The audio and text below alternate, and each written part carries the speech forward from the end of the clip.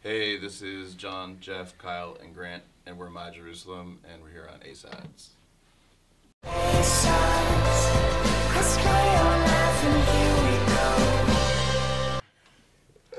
What's up, guys? What's up? It sounded awesome. Thanks. So, talk to me about, every time I'm like reading stuff, whether it's press releases your PR people will send me, or, because I read those all the time.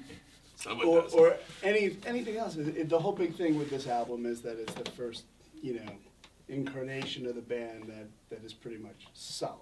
Yeah. Like set members, because you kind of had like a cavalcade of performers. It was sort of like a glorified solo project beforehand where people Right. were sort of in and out, and then I was finally finding people that sort of were more substantial and kind of sticking. So first it started with Jon over here, and then Grant, and then finally Kyle. So, and once the four of us all got together, it just seemed naturally like it was a whole other level than just me sort of being a dictator.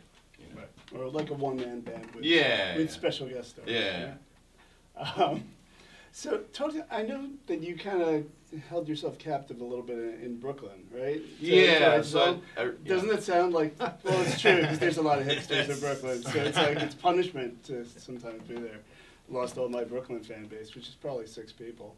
But talk to me a little bit about, just sitting down and really with the intent of writing all these songs. Well, I purposefully, my mother recently, not too long ago, passed away, and she grew up in Midwood, Brooklyn. Mm-hmm. And so when I was a kid, we were always around Midwood, and we were always around Brighton Beach and stuff like that.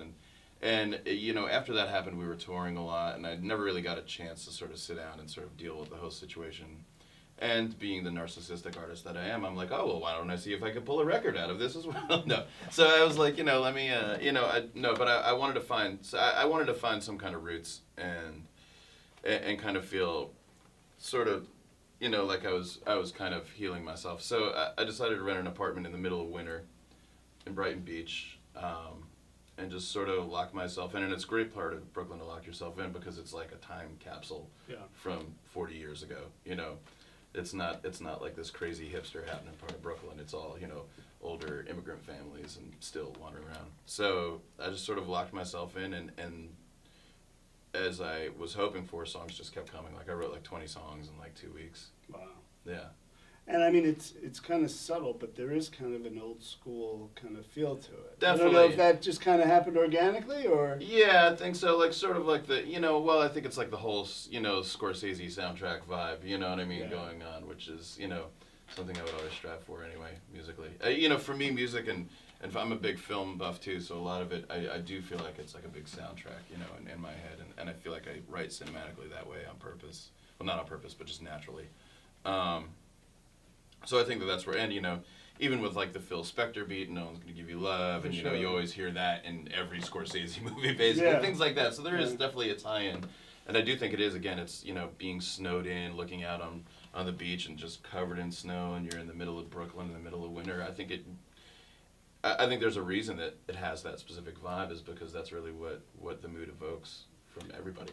This obviously it's a special record for you then, yes. Right? Because it's 2 different things. One is you got these guys, right? Yep. And then on the other hand, it must have been amazing therapy, at least, to get your words in. Yeah, for sure. So it definitely, it was a cathartic experience, and then bringing it back to everybody, and so it's, I kind of built the bones in Brooklyn, and then I came back home to Austin, where everybody lives, and then we all sort of dissected it and put it back together again a few times, and as a team. And it's great to, again, not to be cliche with the whole old school New York thing, but it's great to have just like a gang of dudes that's, like the Warriors. I didn't even think. You're seasoned. I'm so drunk right now, that's why. Yeah, you know what I mean? Like, we... The key to, by the way, not reacting is to just be totally dead inside. That's why we're getting along very well. Yeah, so it's kind of cool to have like my gang with me to help put it back together again, which I never really had before. And what about playing live? I mean, you guys are on. First of all, what an eclectic mix of of acts that you've opened for. I was just Yeah. running through them, and I'm Pretty like, weird, huh? like, wow, this is like it's like somebody's playlist. Like if you put it together and looked at it, you'd be like, huh? But talk to me a little bit. You're on the road with the Sounds now. On the road with the Sounds right now. You did a couple of tours of duty with Psychedelic Furs. Psychedelic Furs, we just came off of doing one that was 7 shows alone just in Florida. I don't even know any other band that can do that. You know what I mean? It's sure. And it was great. It was great. You know, we've gone out with Peter Murphy and did his Bauhaus 35th anniversary tour and a solo tour of his. We've gone out with X a few times. Against Me, right? Against Me, we went out with. It was great. Hamilton, Lighthouser from the Walkmen, we've gone out with. Wallflowers we went out with. We did don't some mention stuff with. We did some stuff with Spoon. Like we've done like a bunch of different, like just all over the place, you know. Like. What do you think it is? Like, I mean, about because I'm assuming that these artists pick you. Yeah, right, they to pick open us, up. yeah. So I mean, what do you think? The whole very, you know, I mean, really, it's like such an eclectic mix. Like, what do you think about your sound that kind of draws all these different? I think it just comes down to being like. That's I a think, good question, right? Yeah. I don't ask that question. I think what ties all Like, of us. I want to see that band every night. Yeah. I think what ties us all together is just like songs. Like they're all like great songs, song based. There's an energy to it. I mean, I feel like even though we're not like naturally a punk band, I feel like there's like if and when you see us live, and you should see us live. There's definitely a punk rock aesthetic to it, of like a passion behind it that's a little raw. So I think kind of like just being good songs, you know. I always say good music's good music. Yeah. Right? So it's like, you know. I feel like we've actually, you know, we've related to each of those bands' crowds, you know, as different as they've been, you know. We seem to have won them over in some way. Awesome. I know you're on the road throughout December with the Sounds. What happens after that? After that, January comes. January comes. We're looking at going over to Europe and doing some stuff, hopefully around February-ish, and then looking to do the States again right after that. I mean, just keep touring and then start writing again. But, you know, there's a lot of life in this record still, so we're going to be touring it as much as we can.